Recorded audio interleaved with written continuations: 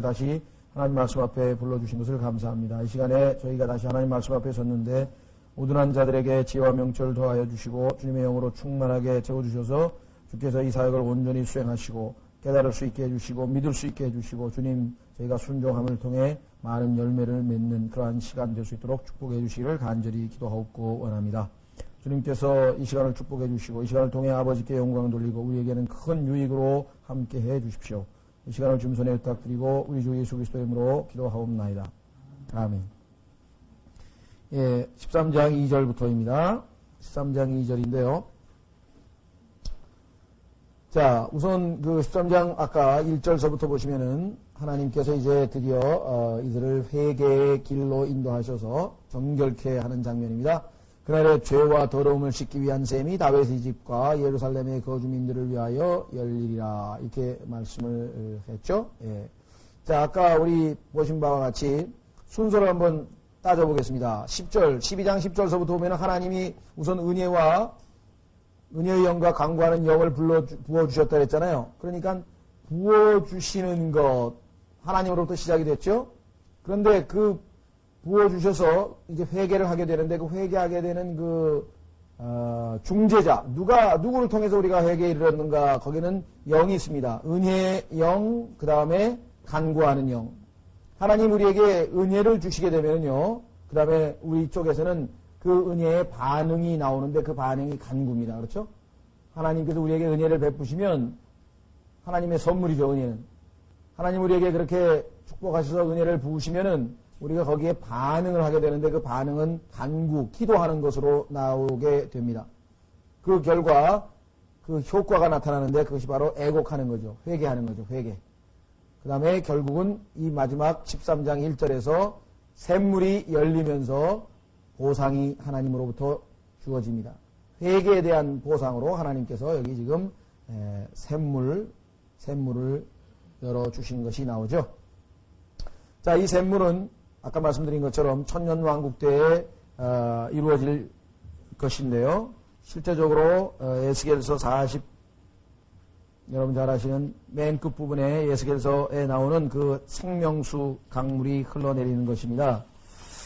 자, 한번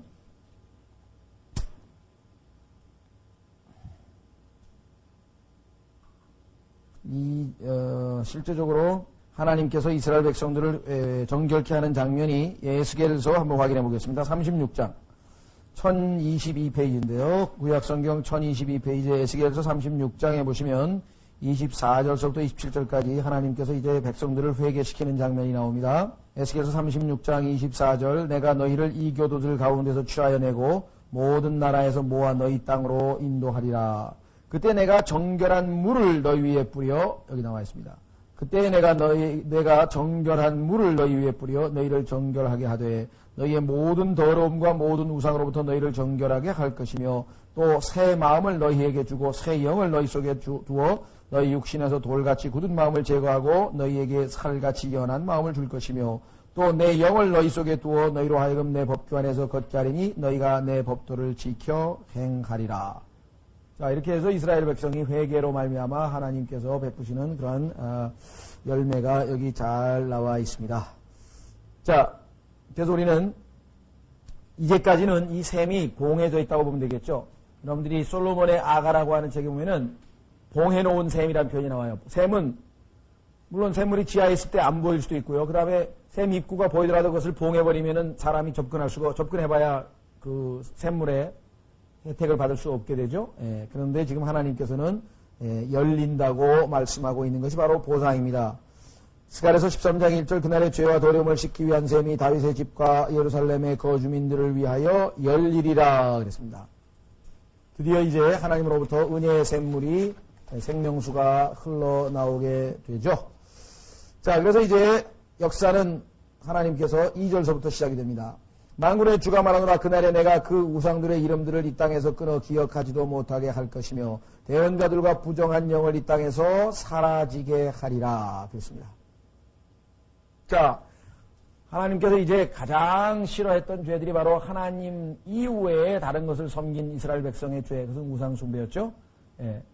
실제적으로 이스라엘은 예수님 오셨을 당시에도 예수님 대신에 로마의 황제인 카이사를 자기들의 왕으로 선택을 했고, 그 전에 바알을 또 선택을 했고, 그 다음에 그동안에도 쭉 하나님을 거부하고 2000년간 지내왔고, 그래서 늘 하나님 이외에 그 무엇을 의지하는 그러한 어떤 우상과 연관되어 있는 그러한 것을 우리가 이스라엘의 가장 큰 죄라고 할진데, 여기에서 우상들의 이름들을 이 땅에서 끊어 기억하지도 못하게 할 것이며 대언자들과 부정한 영을 이 땅에서 사라지게 하리라.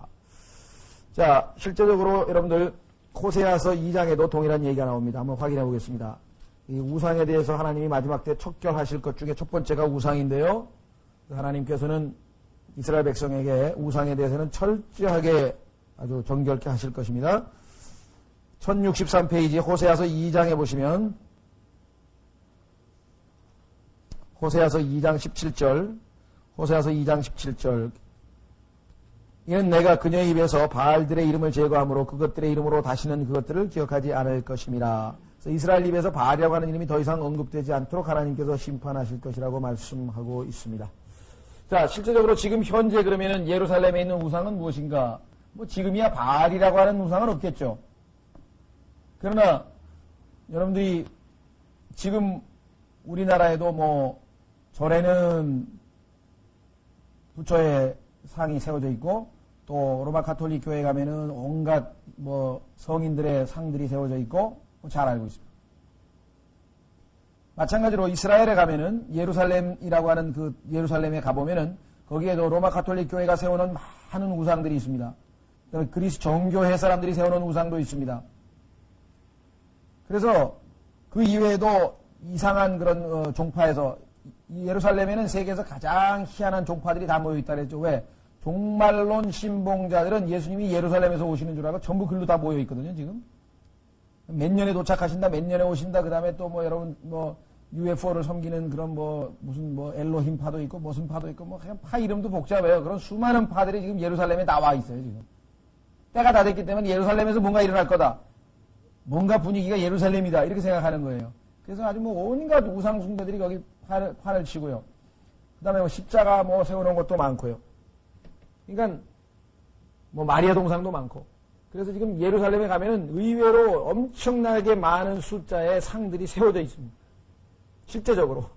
지금 주님이 오시면 그것부터 일단 제거하실 것을 여기서 분명하게 말씀하고 있습니다. 만군의 주가 말하거나 그날에 내가 그 우상들의 이름들을 이 땅에서 끊어 기억하지도 못하게 할 것이며 대언자들과 부정한 영을 이 땅에서 사라지게 하리라. 자, 여러분들 어떤 뭐랄까요, 마지막 때의 가장 큰 우상이라고 할 때 우리가 계시록에 나와 있는 짐승의 형상인데요. 그렇죠. 그것은 다니엘서 6장인가요? 거기에 보면은 60규빗의 6 넓이가 6, 그 다음에 60규빗에는 큰 느부갓네살의 동상을 바벨론 왕이 세워놓고 거기다가 다 팡파레를 음악 소리가 들리면 다 절하라고 했었던 사건을 우리가 잘 알고 있습니다. 그것이 마지막 때에 적그리스도가 와서 그대로 자기가 참 이스라엘 백성들에게 요구하고 전 세계 모든 백성입니다만 특히 그 성상이 예루살렘에 세워질 터인데 그래서 그 형상에 절하라도록 그렇게 명령할 것임을 우리는 성경을 통해서 알 수 있죠. 그러니까 궁극적으로 가장 하나님께서 이 우상 제거에 초점으로 맞추고 있는 것은 사실은 짐승의 형상이죠. 그러나 그 이외에도 지금 말씀드린 것처럼 온갖 형상들이 많이 있다라고 하는 것을 여러분들은 이미 성경을 통해서 잘 알고 계십니다. 자, 그 다음에 이 땅에서 끊어 기억하지도 못하게 할 것이며 대언자들의 부정한 영을 이 땅에서 사라지게 하리라. 사람이 여전히 대언을 하면 그를 낳은 그의 아버지와 어머니가 그에게 이르기를 내가 주의 이름으로 거짓을 말하니 살지 못하리라 하고 그를 낳은 아버지와 어머니가 그가 대언할 때에 그를 찌르리라. 그날에는 대언자들이 대언할 때에 저마다 자기 환상을 부끄러워할 것이며 사람들을 속이려고 거친 옷을 입지 아니할 것이며 오히려 말하기를 나는 결코 대언자가 아니요 나는 농부라. 내가 어려서부터 사람이 내게 가축 치는 것을 가르쳤노라 할 것이요. 또 사람이 그에게 이르기를 내 두 손에 있는 이 상처들은 무엇이냐 하면 그가 대답하기를 이 상처들은 내 친구들 집에서 입은 상처들이라 하리라. 이렇게 되어 있습니다. 자, 그러니까 이때에 일어날 일 중에 하나는 뭐냐면 대언자들 또는 선지자들, 우리가 예언자들 이렇게 표현을 했는데요. 그들이 사라지게 될 것입니다. 왜 그렇습니까? 자, 예수님이 바로 초림 때에 대언자들이 예언했던 대로 십자가에서 고난을 당하시고 죽으셔서 초림에 나와 있는 모든 예언을 성취시킨 당사자죠. 그 다음에 재림 때에도 예수님이 이 땅에 다시 재림하셔서 구약에 예언되어 있던 모든 선지자들의 예언이 다 성취됐죠. 그러면 초림에 관한 예언들 다 성취됐어요. 예언이 그대로 이루어졌단 말이에요. 그러면 재림에 관한 예언들 다 이루어졌어요. 그런데 만약에 아직 대언자가 나와서 뭐 무슨 일이 일어날 것이다, 무슨 일이 일어날 것이다 하고 떠돌아다니면 그거는 그 사람들은 다 가짜라는 거예요. 왜 가짜입니까? 초림과 재림 때 이미 다 성취된 사실을 안 믿는 사람들이잖아요. 그렇죠? 재림으로 말미암아 구약에 나와 있는 모든 예언들이 다 성취되는데 여전히 대언을 하고 있고 여전히 예언을 하고 있다면 그 사람은 초림과 재림에 예수님께서 성취한 것을 안 믿는, 즉 예수님을 받아들이지 않는 자들일 것이라 이거죠. 그렇죠? 따라서 여기 나와 있는 것처럼 대언자들과 부정한 영들을 이 땅에서 사라지게 하리라고 얘기했습니다. 대언자들은 있을 필요가 없어요, 더 이상. 왜? 다 성취됐으니까. 만약에 이 시대의 대언을 계속하고 있다면 그것은 가짜다. 그래서 심판하는 장면이 나오죠. 자, 그 다음에 더러운 영. 이 더러운 영에 대해서는 뭐 성경에 아주 자세하게 많이 나오는데요. 정말 이 이스라엘 백성들을 지배하고 있는 이 당시에 예수님 재림 직전에 있게 될 그 영적 분위기의 특징은 뭐냐면요. 더러운 겁니다. 그래서 이 더러운 것 중에 하나는 가장 심각한 것은 뭐냐면은 도덕적, 성적인 타락이죠. 그래서 또 세상적인, 여러분들 계시록에 보면은 하나님께서 예루살렘 성읍을 재림 직전에, 예수님께서 재림하시기 직전에 환란 때에 예루살렘을 뭐라고 얘기하냐면 영적으로는 소돔이요 이집트라 그래요. 지금 현재의 예루살렘을 하나님이 평가하시기를 그대로 이름은 예루살렘이지만 그렇죠? 평강의 성읍이고 하나님이 그 이름을 두시겠다고 했던 거룩한 성읍의 대변자 예루살렘 이름은 그대로 유지하고 있지만 실제 그 안에서 벌어지고 있는 예루살렘 땅에서 벌어지고 있는 모든 도덕적인 상황으로 바라볼 때 그것은 영적으로 보자면 소돔과 이집트라 이렇게 하나님이 평가하셨다는 것이에요. 자, 그것이 한번 확인해 보겠습니다. 계시록 11장. 여러분들이 계시록 11장에 가면은 바로 영적으로 어떻게 평가하는가 이렇게 나와 있습니다. 오죽하면 엘리야와 모세라고 하는 하나님의 가장 위대하고 능력이 있는 두 종을 보내서 놀라운 증거를 하고 기적을 보이고 하나님의 살아계심을 다 보여주었는데도 불구하고 그 둘을 잡아서 죽여버린 그러한 동네가 바로 이 예루살렘이라는 곳이다. 그렇죠? 자, 여기 보시면은 이렇게 나와 있습니다.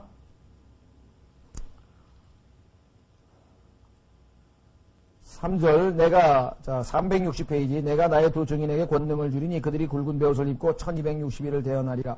그들은 땅에 하나님 앞에 서 있는 두 올리브나무에 두 등잔대니 만일 누구든지 그들을 해하고자 하면 그들의 입에서 불이 나와 그들의 원수를 삼킬 것이요 누구든지 그들을 해치고자 하면 해하고자 하면 반드시 이런 식으로 죽임을 당하리라. 그들이 권능을 가지고 하늘을 닫아 자기들이 대언하는 날들에 비를 내리지 못하게 하고 또 권능을 가지고 물들을 피로 변하게 하며 언제든지 자기들이 원하는 대로 모든 재앙으로 땅을 치리로다. 그들이 자기들의 증거를 마칠 때에 바다가 없는 구덩이로부터 올라오는 짐승이 그들을 대적하여 전쟁을 일으켜 그들을 이기고 죽일 터인즉 그들의 시체가 그 도시의 거리에 놓이리니. 그 도시의 예루살렘이죠. 그 도시는 영적으로 소돔과 이집트라고 하며 곧 우리 주께서 십자가에 못 박히신 곳이니라.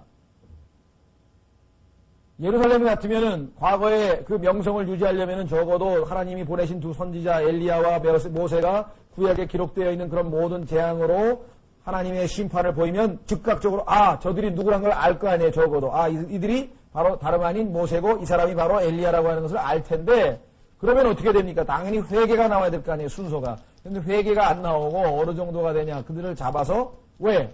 양심을 찌르는 말을 하고 자꾸만 죄를 지적하고 그러니까 지금 우리는 흥청망청 재미있게 신나게 놀고 있는 판인데 지금도 가면요 예루살렘에 매일 밤 성지순례를 간 사람들도 전부 다 어디 가냐면 이 술집에 가가지고요 다 포도주 한 씩 손에 들고 뭐라면은 샬롬 샬롬 하면서 다 한 잔씩 다 마시. 그럼 이스라엘 가수가 나와가지고 그냥 우리나라에서 있잖아요 가수들 나와가지고 막 노래하고 이런 거 그런 거 한다고요 매일 밤. 그게 지금 이스라엘 현재의 상황이에요. 그래서 하나님께서 지적하는 내용이 여기 지금 나와 있습니다. 자, 그래서 unclean spirit이라고 하는 말은 바로 그거예요. 이스라엘에 풍미하고 있는 그 영적 분위기가 완전히 세속적이고 이집트 같고 세상적이고 소돔은 뭐예요? 타락했고 성적인 도덕적인 타락. 그래서 그 두 가지로 특징 지어져서 그것을 성경에서 부정한 영이라. 부정한 영. 대한민국도 지금 완전히 부정한 영이 지금 서울을 휩쓸고 있습니다. 부정한 영으로 충만해. 꽉 찼어요, 지금. 어디 가든지 다 더러운 것 뿐이에요. 깨끗한 거는 거의 없어요. 그래서 가능하면 좀 어디 멀리, 바깥에 수락산 밑에 가 살든지 좀 산 있는 데 가서 조용한 데 가서 사는 게 낫죠. 지하철도 그렇고, 지하철 안에도 그렇고, 뭐 그냥 온갖 이 벌어지는 일들이 전부 다 성경에서 얘기하는 대로 부정한 영, 더럽은 깨끗이 못한 영, unclean spirit에 의해서 지금 지배되고 있습니다. 뭐 예루살렘 얘기뿐만 아니에요. 특히나 예루살렘은 더하지만요, 지금. 자, 오죽하면은 예루살렘 출신의 뭡니까? 트랜스젠더? 요즘에 하도 그 성을 뭐 남자인데 여자로 바꾸고 여자인데 남자로 바꾼 사람이 뭐 우리나라에도 뭐 하리순지 무슨 게 누가 나타나가지고 지금 막 난리가 났잖아요. 이스라엘은 난리다.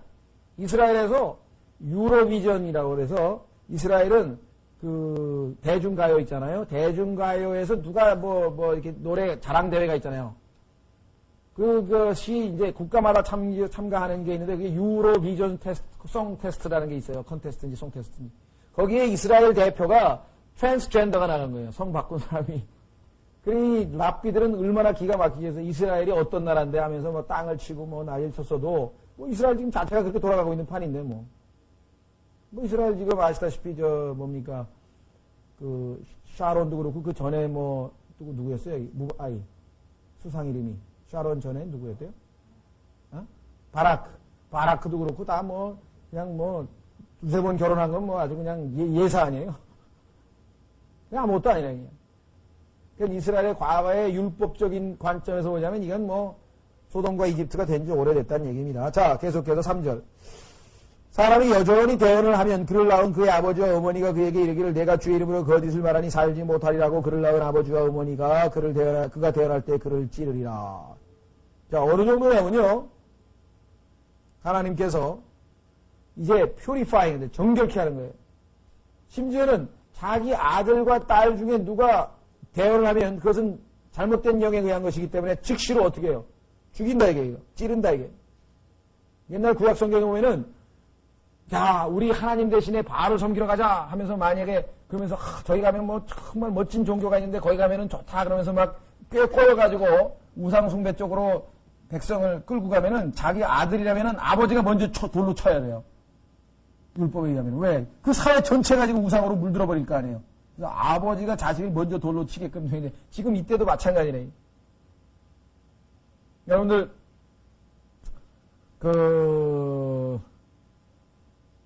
아론이 자기 아들 둘이 잘못된 불을 하나님 앞에 들여가지고 하나님으로부터 불이 나와서 즉사했을 때 하나님께서 아론에게 뭐라 그랬어요?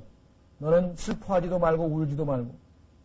지금 이스라엘 민족 전체를 더럽힐 만한 지금 엄청난 죄가 저질러졌는데 만약에 아론이 거기서 슬피 울면 하나님보다 아들을 더 사랑하게 되거든요. 거기서 하나님께서 스탑시켰다. 너는 지금 이 문제에 관해서는 절대로 아들이 죽은 것이 슬퍼해서는 안 된다는 거죠. 애곡해서도 안 되고. 여기도 지금 마찬가지예요. 아들, 딸을 누가 찌르냐면 부모가 찌르는 거예요. 왜? 잘못된 스피릿이 한번 풍미해가지고 엉망이 되면은 그 다음에 못 고치는 거예요. 오늘날 우리 사회가 참 얼마나 안타까우냐면요. 이 사회를 더럽히는 그런 사람들 많잖아요. 죄를 짓고. 뭐 그제도 무슨 뭡니까? 원조 교제한 사람들을 5명을 갖다가 또 법원에서 풀어줬더라고요. 무죄예요. 원조 교제한 사람은 다 이제 벌하기로 했다고 그러더니 무죄로 지금 다 풀어줬어요. 그래서 이유가 뭐냐 그랬더니 대가성이 없고 그러니까 이제 몸을 판 게 아니라 이게 돈을 주고 판 게 아니고 그냥 좀 자연스럽게 즐기고 그냥 차비만 주고 보냈다. 근데 그게 무슨 대가성이냐 이래가지고 무죄 선고가 났어요. 그래가지고 또 들고 난리가 났네 지금 돌아가는.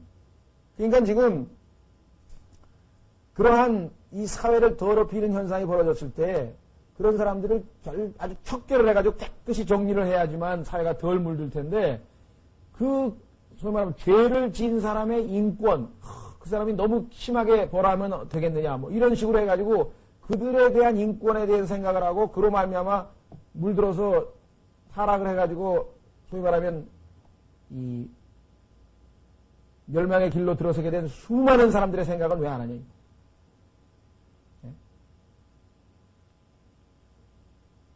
실제로 지금 뭐 우리나라에서 지금 나오는 뭐 만화니 무슨 뭐 게임기니 무슨 뭐 온갖 것들을 통해서 지금 얼마나 많은 그 젊은이들이 완전히 지금 타락에, 그런 거 생각도 안 한다, 이게. 표현의 자유라고 하는 것을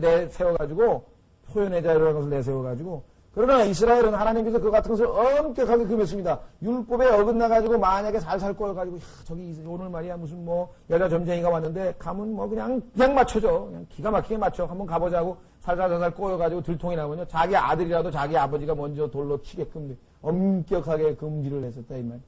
그래서 여기도 지금 보면은 그와 같은 내용이 여기 나와 있습니다. 왜냐? 그 사회를 정결하게 유지하기 위해서는 하나님께서 이와 같은 엄격한 분리와 징계를 하실 수밖에 없다라고 하는 것입니다. 즉시에요. 아주 막 즉결심판이에요, 이런 건.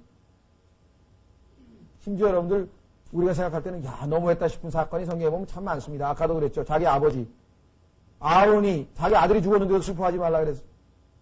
또 여러분들, 레위는 어떻게 했어요? 자기 형제를 다 죽였죠.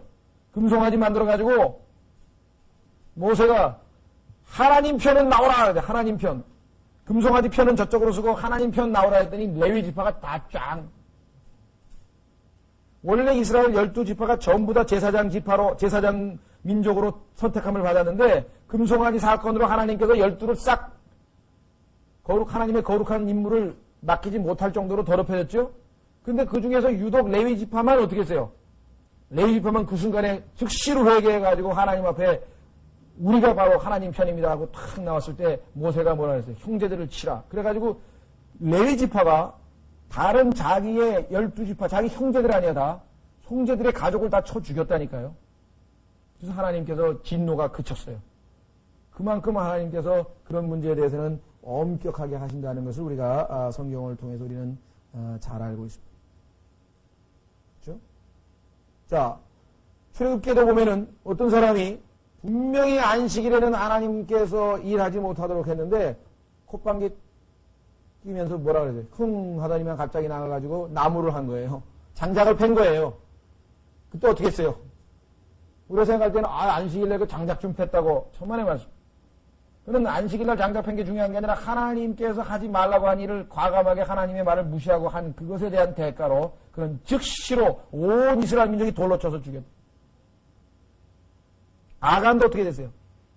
하나님이 다 버리라고 손대지 말라고 했던 그 물건에다가 몰래 전리품에서 싹 빼가지고 금하고 뭐 바벨론치 옷하고 딱 숨겨놨다가 그 들통 나서 그냥 온 집안이 다 그냥 돌 팔매로 던져가지고 이스라엘 민족이 다 돌을 던졌으면 얼마나 많이 맞았겠어요. 그냥 아야 소리도 못하고 죽은 거예요. 그냥 돌이 어떻게 한꺼번에 날라왔는데 그냥 죽어버렸어요.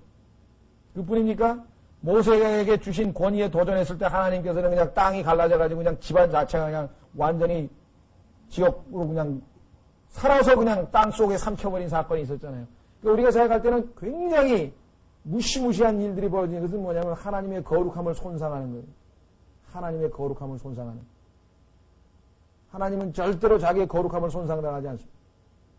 심지어는 모세마저도 하나님의 친구라고 불림을 받았던 모세마저도 하나님의 거룩함을 손상한 사건이 있었어요. 그것은 뭐냐? 분명히 하나님께서는 처음에 물 안 나왔을 때, 목마르다고 했을 때 백성들 앞에서 지팡이로 바위를 내리치라 그랬죠. 그래서 바위가 쪼개지면서 물이 나왔죠. 그것은 예수님이 십자가에서 죽어서 생명을 공급하실 것을 보여줬다. 그런데 두 번째 또다시 불평했을 때 하나님께서 뭐라 했어요? 바위에게 말하라. 물을 내라고 말하라대. 왜 그래요? 예수님은 두 번 십자가에 죽으시는 게 아니라 한 번으로 끝나는 거예요. 한 번이면 영원히 모든 걸 해결하잖아요. 그러면 하나님께서 정하신 그 예표인데 그 거룩하신 예표를 모세가 성질을 못 참아가지고 우리가 생각할 때는 그 성질 한 번 가지고 완전히 평생에 꿈꾸던 가나안 땅에도 못 들어간 거 아니에요. 우리 생각할 때는 하나님 너무하시지 않느냐. 그렇게 평생을 순종한 사람을 그 마지막 순간에 성질 한번 냈다 그래가지고, 그래, 거기서, 넌 여기서 죽어. 그래가지고 그냥, 그런 각도에서 보면 이해가 안 가요. 하나님의 각도에서는 이게 영원토록 예수 그리스도께서 단 한 번의 속죄로 말미암아 이루게 되실 십자가의 사역을 보여주기 위해서 십자가 그 바위를 내리치라 그랬는데, 그 바위가 바로 예수 그리스도라고 고린도전서에서 바울은 해석을 했다 이게. 내리치라 그랬는데, 한 번 죽으실 분을 두 번 내리쳤으니 어떻게 됐겠어요? 하나님이 원하셨던 그 진리가 손상을 입게 됐다는 거예요. 그런 각도에서 봤을 때 엄청난 죄라는 것을 우리가 여기서 알 수 있어요. 그래서 여기서도 지금 그와 같은 각도에서 여러분들이 살펴보시면 되겠습니다. 자, 4절. 그날에는 대언자들이 대언할 때 저마다 자기 환상을 부끄러워할 것이며, 이제 환상 볼 필요 없어요.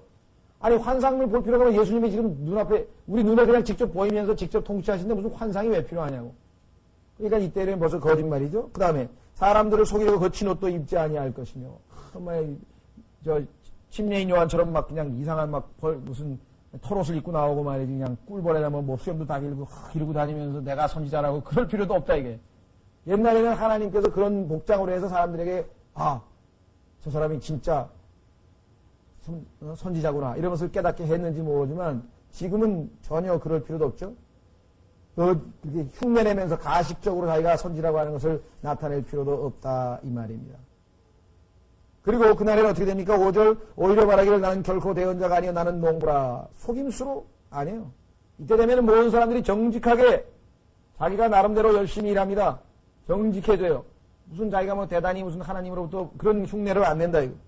그래서 여기 보시면 나는 내가 어려서부터 사람이 내게 가축치는 것을 가르쳤노라 할 것이요. 자, 이렇게 정직한 사람들과 아까 얘기했던 가짜 대언자들과를 비교해보세요. 이 시대에는 종교적인 미혹이 없어요, 더 이상. 요즘에는 그냥 이상한, 저기다가, 여기도 있죠. 여기다가 십자가 꺾어놓은 거 하나 딱 차려놓고 아주 능력 있는 무슨 운세를 맞춰드립니다. 그 다음에 무슨 아주 쪽집게 이런 거 막 갖다가 써붙여놓고 그러면 사람들이 가다가, 여기 그 다음에 처녀보살, 그러면 처녀보살, 점잘 치는 여자들 딱. 요즘엔 컴퓨터에서 다 해줘요. 컴퓨터, 신문에 보면요. 컴퓨터로 점과드립니다. 그냥 컴퓨터에 지금 완전히 점쟁이들이, 운세도 봐주고, 그 다음에 뭐도 해주고 해서 컴퓨터도 전부 다 지금 점쟁이들이 다. 근데 이 당시 되면은 그따위 종교적 미혹을 통해서 먹고 살려고 하는 사람 아무도 없어요. 남의 헌금 주머니 뒤져가지고선 끄집어가지고 먹고 살고 그런 거 하나도 없어요. 옛날에 LA에서 한 청년이 그랬다 그러잖아요. 이것도 해도 안 되고, 저것도 안 되고, 이게 사회에서 직장 생활도 제대로 안 되고, 모든 일이 잘 안 돼. 그래가지고, 나중에 한다는 소리가, 할 수 없네. 목사나 해야지. 그래가지고 목사한테 찾아가지고, 목사가 되고 싶습니다. 무슨 특별한 계기가 있었나? 하나님으로부터 기도를 했는데, 마음에 와닿아. 아니면 무슨 정말 지옥하는 사람들이 불쌍했다든가, 뭐가 있어야 될 거 아니에요, 동기가. 그래서 왜 목사가 되려고 그러는데 했더니 하나님마다 되는 게 없어요. 하나님마다 되는 게 없어서 목사가 됐네. 자기 딴에는 하나님이 목사 되려고 모든 것을 다 막으신다고 생각했던 모양이죠. 이것도 안 되고 저것도 안 되고 그러니까 하나님이 나보고 목사 되려고 모든 일을 다 막나 보다 이렇게 착각을 했는지 모르겠는데 어쨌거나 그런 식의 가짜 종교인은 없을 것이다 이 말. 이때 되면 다 부지런히 하나님이 자기가 주신 대로 농부는 농사 짓고 목동은 소치고 자기 할 일 다 한다 이 말이에요. 자, 13장 6절. 또 사람이 그에게 이르게 내 두 손에 있는 상처들은 무엇이냐 하면 그가 대답하기를 이 상처들은 내 친구들 집에서 입은 상처들이라 하리라. 그가 누구겠습니까? 통치하시는 그 예수 그리스도를 보고, 그렇죠? 예수 그리스도에게 가서 내 두 손에 있는 이 상처들은 무엇이냐 하면 그가 대답하기를 이 상처들은 내 친구들의 집에서 입은 상처들이라 하리라. 자, 우리는 예수 그리스도께서 유대민족의 친구였다. 여러분 잘 아시는 것처럼 제자들에게 종은 그 주인이 하는 일을 잘 모르지만 나는 너희를 이제 더 이상 종으로 취급하지 않고 친구로 대하겠다고 예수님께서 요한복음에 말씀하셨죠. 또 심지어는 가론 유다를 보고 예수님을 팔아먹으려고 제사장들과 군대를 데리고 왔을 때 예수님 앞에 탁 키스를 하면서 이 사람입니다 하고 예수님을 팔아먹는 그 순간에도 예수 그리스도께서 뭐라 그랬다 그랬어요. 유다를 보고 친구여. 그러니까 불렀죠. 자, 그래서 여기서 지금 친구들에 의해서가 아니고 친구들의 집에서 그랬습니다. 왜? 실제적으로 예수 그리스도께서 십자가에 벌 받으신 것은 누구에 의해서 벌 받은 겁니까? 하나님이 심판하신 거 아니에요? 성경에 보면 하나님께서 모든 인류의 죄를 대신해서 짊어졌으니까 하나님 앞에 죄인으로 쓴 거 아니에요, 예수님이? 죄인이 아닌데도 불구하고 다른 사람의 죄 때문에 죄인으로 섰기 때문에 심판은 하나님으로부터 온 것이죠. 그래서 바로 유명한 그 7절에 만군의 주가 말하노라 오 카라 너는 깨어서 내 목자 곧 내 동료인 자를 치라. 하나님이 치신 거다. 이거.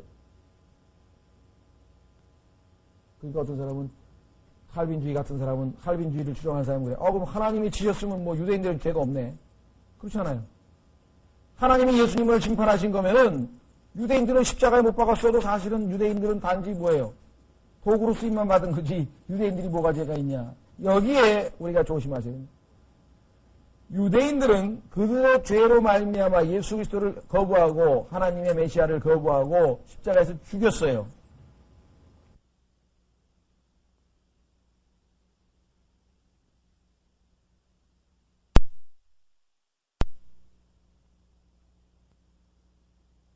일이었어요. 이 두 가지가 결코 하나님이 그들을 시켜서 그 사람이 로봇처럼 움직인 것이 아니라는 거예요. 이게 중요합니다. 잘못하면 오해하시면 안 됩니다. 사도행전으로 한번 가보겠습니다. 사도행전에 바로 그와 같은 내용들이 우리가 확인할 수가 있죠. 2장, 사도행전 2장에 보면은 죽인 거는 유대인이에요. 그러나 사실은 그것은 하나님의 뜻이었어요. 사도행전 2장 22절서부터 보시면요. 165페이지에 22절 23절에 보시면 너희 이스라엘 사람들아 이 말을 들으라. 너희도 스스로 아는 바와 같이 하나님께서 나사렛 예수님을 통하여 기적과 표적을 너희 가운데서 행하사 그분을 너희 가운데서 하나님의 인정받은 사람으로 삼으셨느니라. 그분께서 뭐라고 되어 있어요? 하나님의 정하신 계획과 미리 아심을 통하여 넘겨졌거늘. 그 하나님의 계획 속에 있었어요. 그런데 그 일을 왜 하필이면 너희가 있냐 이게. 유다도 마찬가지죠. 그러니까 우리의 자율의지와 예정이라고 하는 것은 결코 상치되지 않는다는 것이에요. 하나님께서는 그 일을 하시려고 했는데 그 일을 맡아서 한 사람은 뭐예요?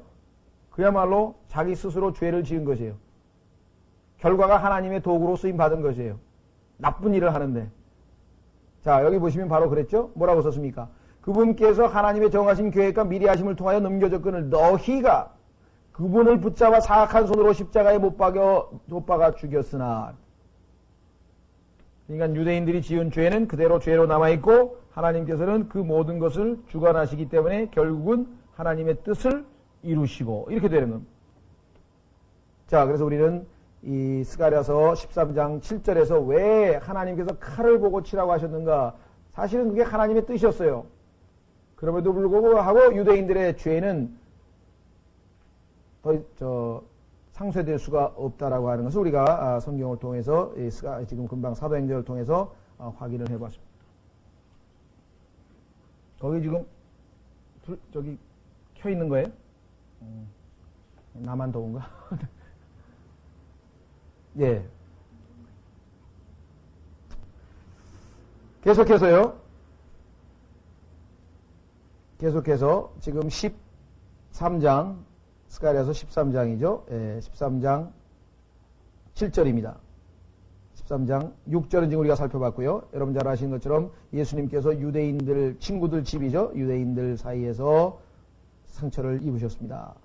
자, 7절 만군의 주가 말하노라 오 카라 너는 깨어서 내 목자 곧 내 동료인 자를 치라. 자, 여기서 우리가 한 가지 살펴봐야 될 것이 있는데 어떤 사람들은 예수님은 십자가에 못 박혔는데 왜 칼이라고 합니까? 칼. 그렇죠. 예수님이 칼에 맞아 죽으신 게 아니잖아요. 근데 성경에는 칼로 예수님을 치라 그랬잖아요. 여기 지금 목자를 치라 그랬잖아요. 예수님께서도 바로 이 구절을 인용하면서 바로 자기 자신에게 해당되는 구절이라고 말씀하셨죠.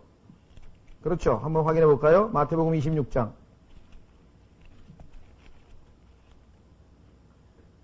마태복음 26장에 보시면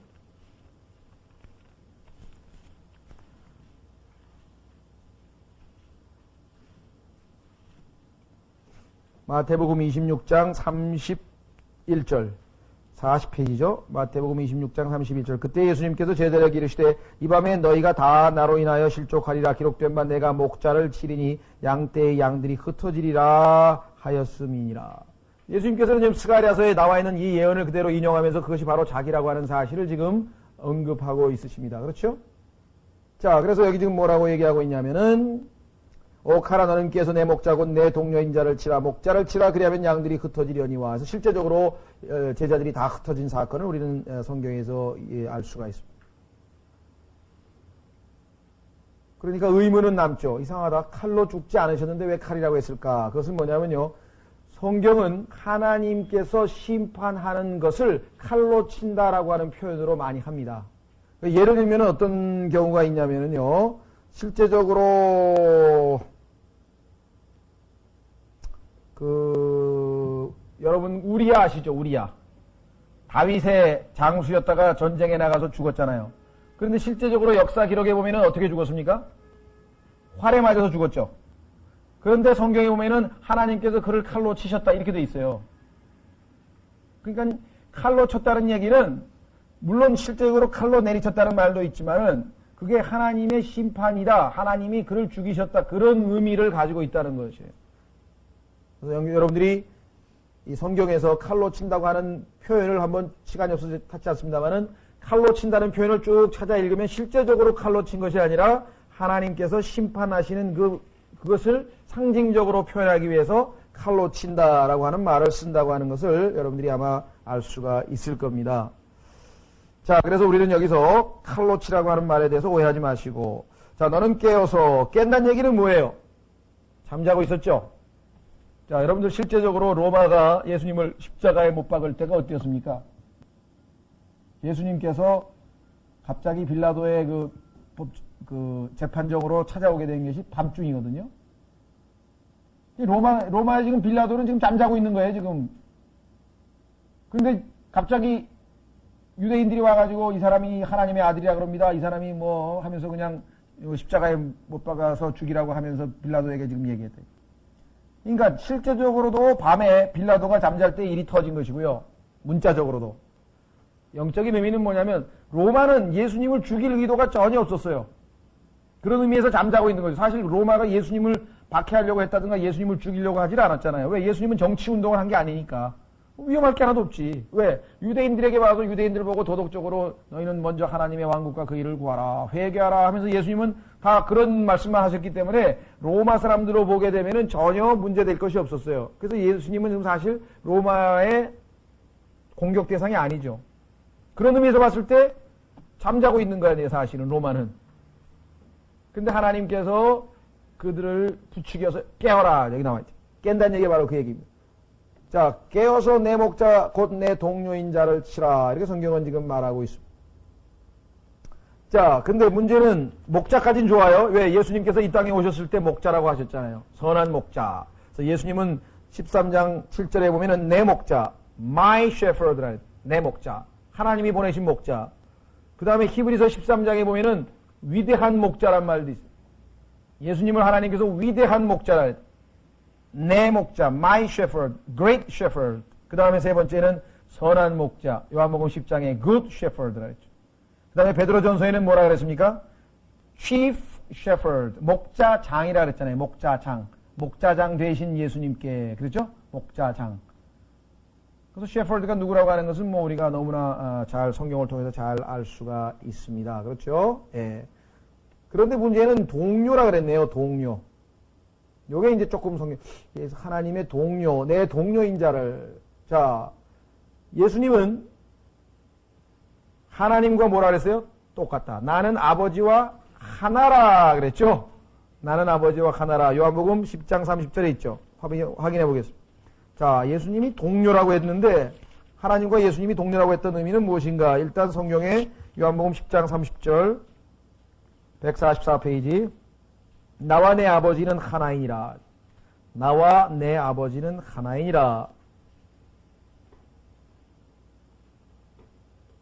우리 보통 친한 친구 사이에 뭐라 그래요? 너하고 나하고는 딱 하나다. 이게 우리는 하나. 둘이 아니고 하나. 자, 뿐만 아니라 빌립보서 2장에 결정적으로 나옵니다. 뭐라고 나오냐? 빌립보서 2장을 가보겠습니다. 신약성경 279페이지. 신약성경 279페이지 빌립보서 2장 278페이지네요. 빌립보서 2장에 보시면은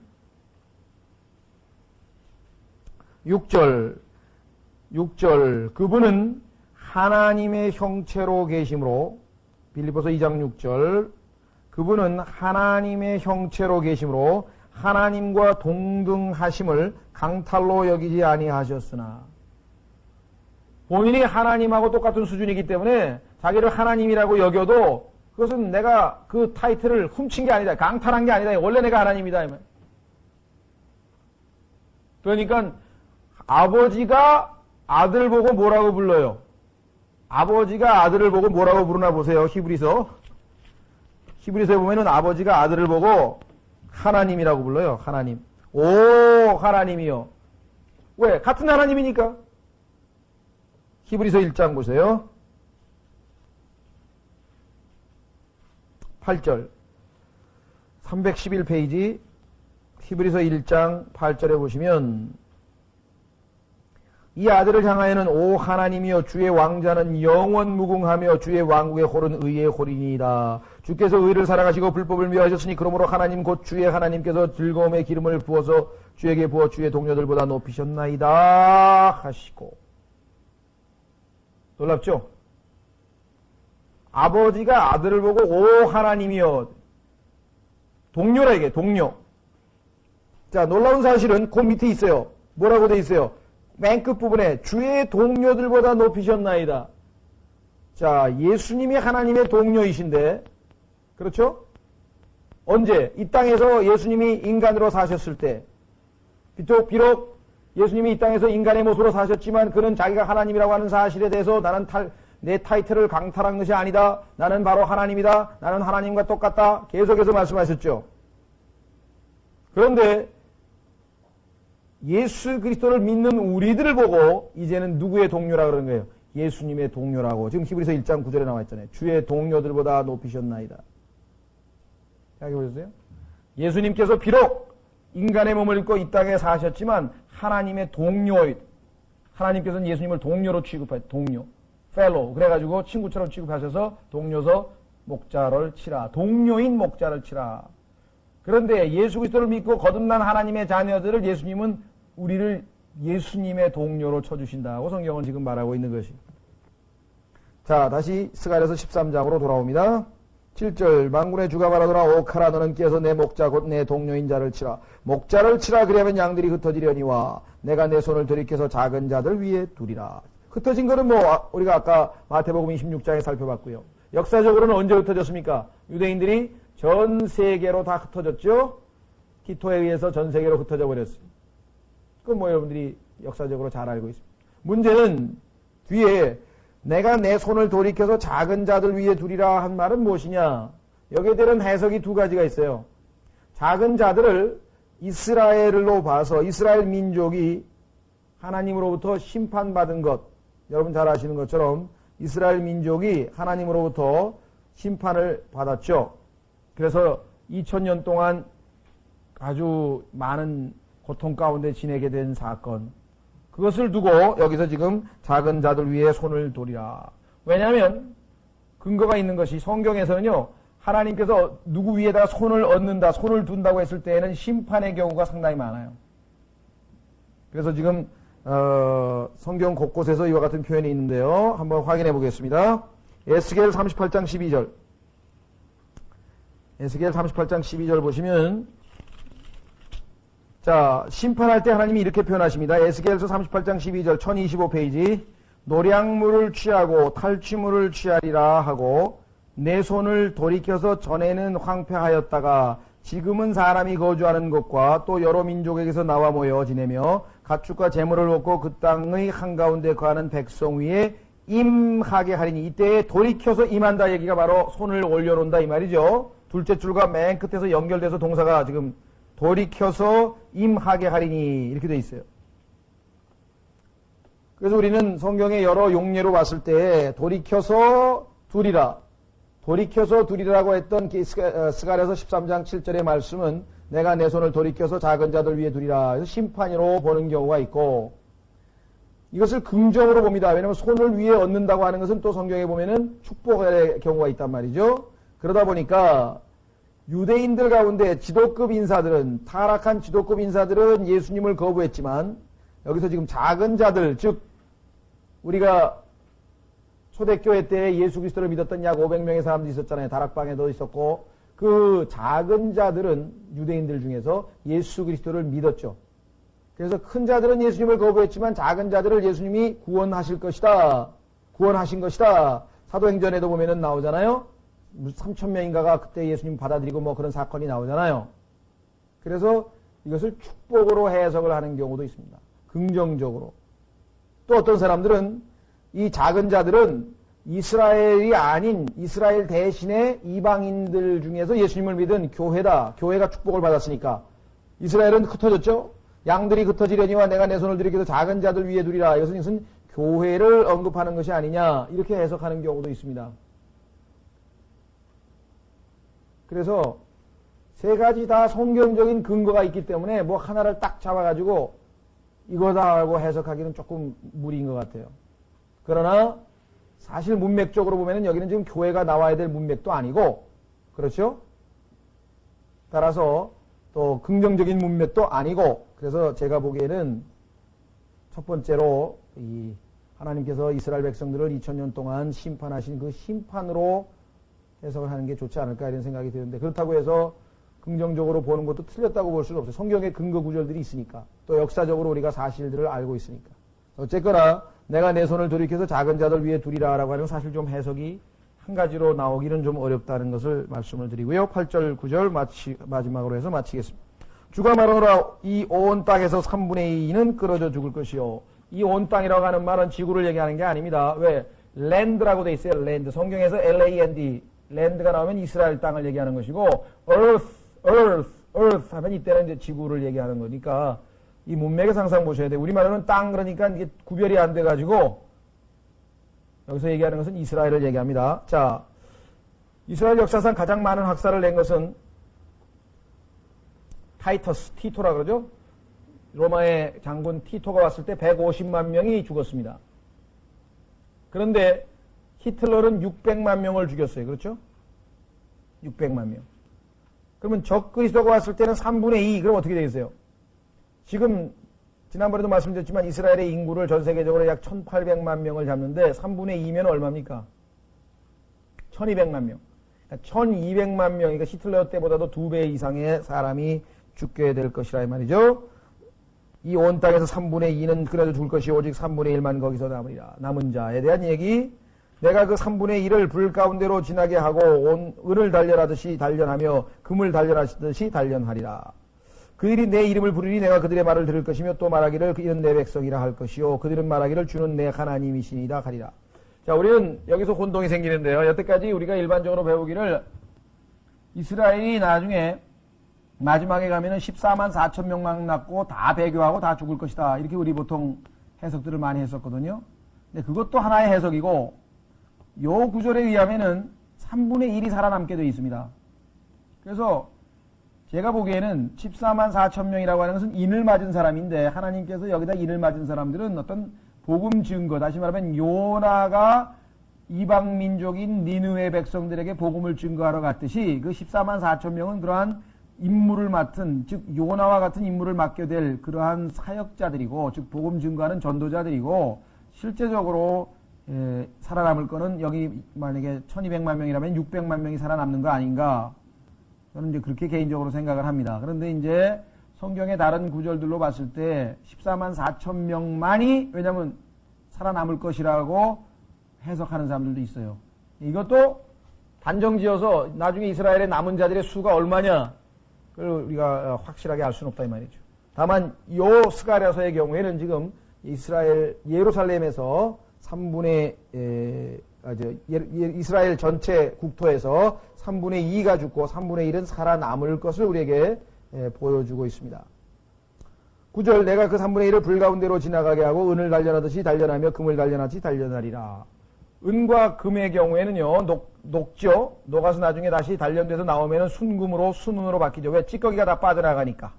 그래서 이 찌꺼기에 대한 얘기도 성경의 구약을 비롯해서 신약에도 여러 번 나옵니다. 이 찌꺼기가 다 정화돼, 즉, 하나님께서 하나님의 백성을 정화시키죠.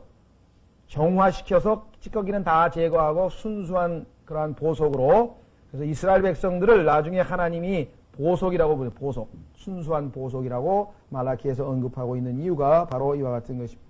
우리는 이것이 교회와는 아무 상관이 없다. 왜? 교회는 아시다시피 환란을 통과할 이유가 없기 때문에 그렇습니다. 그렇죠? 예.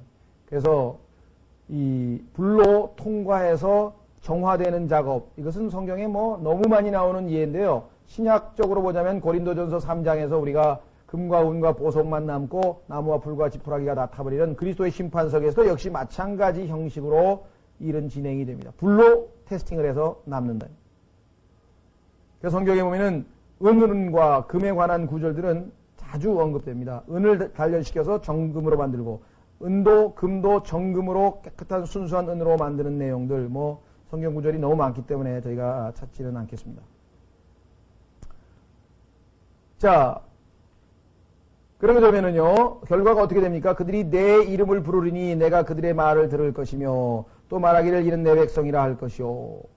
자, 정결케 된 민족은 어떻게 됩니까? 주님의 이름을 부르게 되어 있습니다. 주님의 이름을 부른다는 말은 창세기 4장에 처음 언급되죠? 창세기 4장에서 언급됐을 때 우리는 긍정적으로 해석할 수 있고 부정적으로 해석할 수 있다 그랬어요. 두 가지. 자, 비로소 사람들이 주의 이름을 불렀다고 했을 때 창세기 4장에서 그들이 아담의 이후로부터 타락을 거듭하다가 드디어 하나님의 이름을 망령되이 부른 거 아닌가? 그리고 우리가 보통 부정적으로 해석할 수 있고, 그러나 성경에 보니까 주님의 이름을 부른다고 하는 것은 거의 대부분이 다 기도할 때 언급되는 표현이란 말이에요.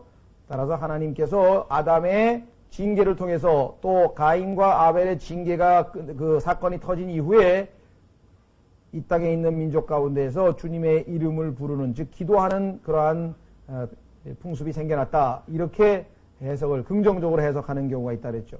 어쨌거나 하여간 창세기 4장에 처음으로 주님의 이름을 부르기 시작했고, 창세기 12장에 아브라함이 제단을 쌓아서 주님의 이름을 부르기 위해서 제단을 쌓은 장면이 있죠. 그것은 하나님께서 가나안 땅으로 보내셨을 때 그가 처음에 들어왔을 때 한 것이 바로 이 제단을 쌓고 주님의 이름을 부르기 시작한 것이고, 또 열왕기상에서 엘리야가 아합의 선지자들과 싸우면서 주님의 이름을 불러가지고 하늘로부터 불이 내려와서 하나님께서 증거를 보였던 사건도 있었고 그렇습니다.